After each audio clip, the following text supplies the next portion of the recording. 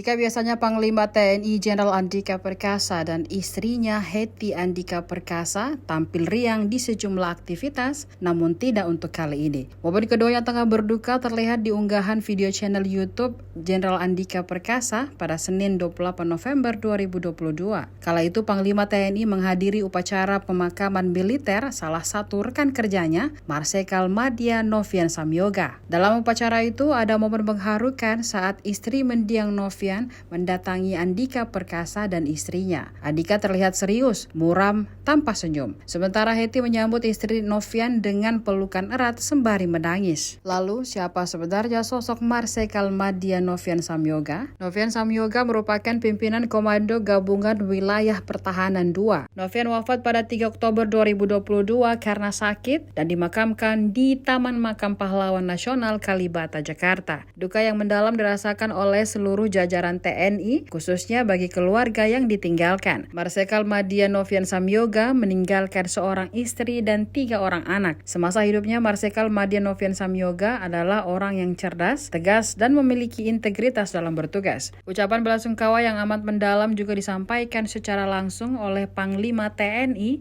dan Hetty Andika Perkasa kepada keluarga. Dharma bakti dan jasa-jasa selama bertugas menjadi kenangan yang akan terus dijadikan suri tauladan dari Marsikal Madya Novian Samyoga kepada seluruh jajaran keluarga besar TNI.